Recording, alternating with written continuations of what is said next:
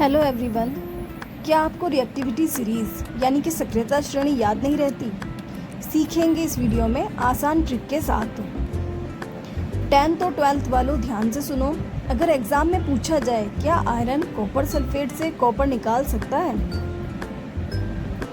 और अगर आपने इसका जवाब सही दे दिया तो आपके 5 नंबर पक्के, और गलत दिया तो आपके नंबर गए। आज हम सीखेंगे सक्रियता श्रेणी यानी रिएक्टिविटी सीरीज, जिसे आम भाषा में हम बोलेंगे धातु की ताकत की लाइन। यानी जो धातु ज़्यादा ताकतवर है वो ऊपर आएगी और जो कमज़ोर है वो उसको नीचे रखा गया है इस सक्रियता श्रेणी में। ठीक है, अच्छा जी। तो नियम बहुत सिंपल है।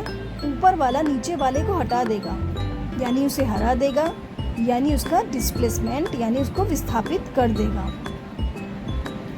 कैसे? इसे हम याद कैसे करेंगे? पहले हमें ये देखना है, इसे रटने की जरूरत नहीं है। इसकी बस ट्रिक सुनो और उसे 3 बार बोलो। काशी नाम का माली आलू जरा फीके पकाता है, कौन है आगे आओ। काशी और के, नाम NA, का CA, माली MG, आलू AL, जरा ZN, फीके FE, पकाता PB, है H, कौन CU, है HG, आगे AG, आओ AU।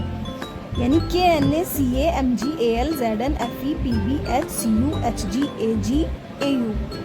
इसको हम इस ट्रिक के साथ याद करेंगे। ठीक है, इसको आपको 3 बार बोलना है और बस ये आपको याद हो जाएगी।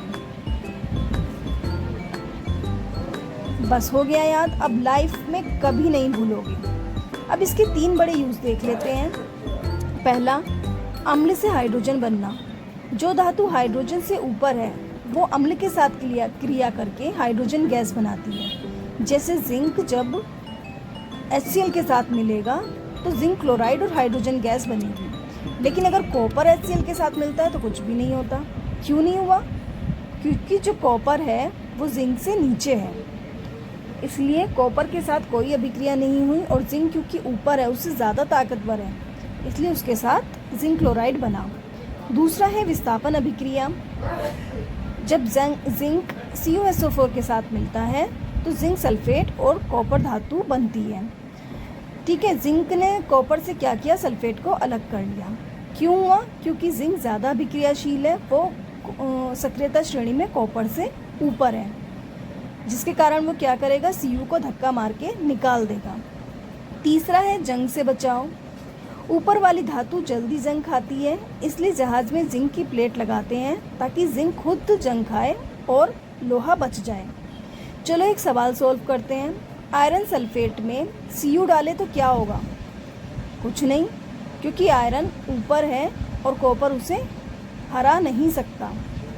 ठीक है, क्योंकि आयरन तो ज़्यादा ताकतवर है और कॉपर कम है, तो इसीलिए कॉपर आयरन से सल्फेट को अलग नहीं कर सका।